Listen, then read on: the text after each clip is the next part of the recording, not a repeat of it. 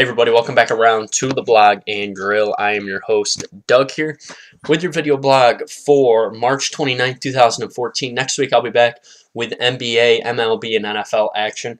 But today I just want to do a quick blog and do my picks and analysis for the Elite 8 matchups. First one we'll see tonight, Dayton versus Florida. This game will tip around 6 o'clock.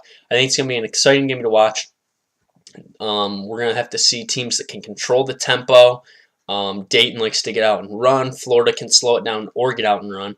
And it's going to come down, I think, the matchup I'm looking at is the fight on the offensive rebounds. We've seen Dayton take a lot of long shots in the tournament. They've made a lot, missed some, and the ones that they missed, they somehow get offensive rebounds.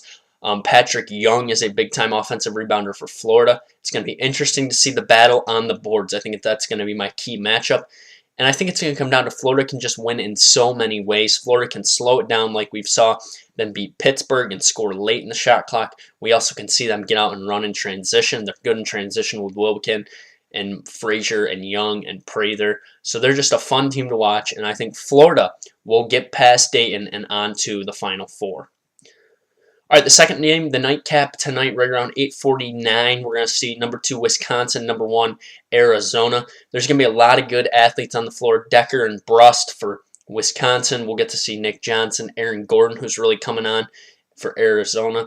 And it's going to come down to defense. I think these two teams are sound defensively. Wisconsin had some question marks until the last game where they really stepped up on the defensive side of the ball and shut down a good Baylor team.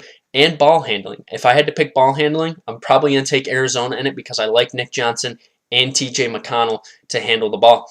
The key matchup I'm looking at, T.J. McConnell on whoever he D's up on defense.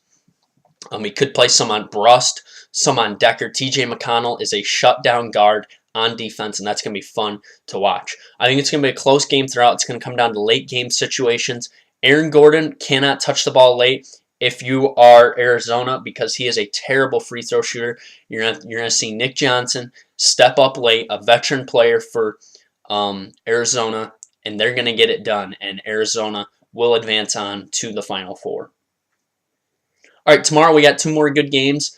UConn against Michigan State at the Garden. This game is right around 2 o'clock tomorrow. We got some great guards in this game, Boatwright and Napier. I called Boatwright out, and he really stepped up and showed me. Good experience throughout. Napier has good experience. Michigan State is very sound experience-wise with Appling, Gary Harris, and the coaching is great. Kevin Ollie has been solid. Tom Izzo, a legend, 8 Elite 8s in his last 16 years. I do believe he is out of control when he gets into that situation. The key matchup I'm going to watch is definitely the point guards, Appling and Napier. I think it's going to come down to Appling being able to shut down Napier. Half-court execution is going to be big. I think Michigan State has more weapons in the half-court, and I think they rebound the ball better.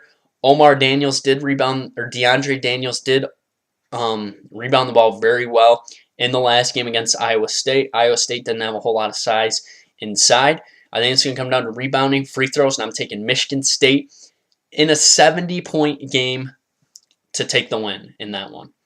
And the final game we'll see tomorrow at 5, Kentucky number 8, number 2 Michigan, Kentucky getting past a Louisville team. We got young talent in Kentucky with Harrison, the Harrison twins, Randall, against an experienced team with talent with Stauskas, LeVert, Glenn Robinson III, Jordan Morgan, and Horford. Okay, the key matchup I'm going to watch here is Morgan versus Randall. I like Morgan in this matchup. I think he's experienced. I think he can get it done. He's going to shut down Julius Randle. Has a little bit more size than Randall. And it's going to come down for Kentucky to those young guards against that 1-3-1 zone. Can they execute? Can they get 2 guards on the top, work the ball side to side, and get it down low to Randall and to Willie Cauley-Stein to score?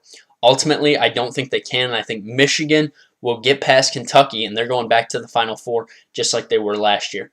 So just a quick preview of the Final Four matchups. Florida, Michigan State, 1 versus 4 matchup there. And then Arizona and Michigan, 1 versus 2. And that one, it's going to be pretty much chalk for sure. And it's going to be fun to see. But I think Florida right now is the best team still left in the tournament.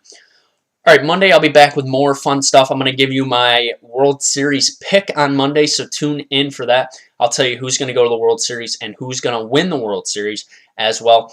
That's going to be on Monday. We'll also talk a little NFL, some free agency. Deshaun Jackson could be on the move. We'll talk about that too. Always remember to follow me on Twitter at YankeeBaller415. That's YankeeBaller415. Comment, question, subscribe to my page. Thanks for tuning in to the Blog and Drill. I'll be back on Monday. Have a good weekend.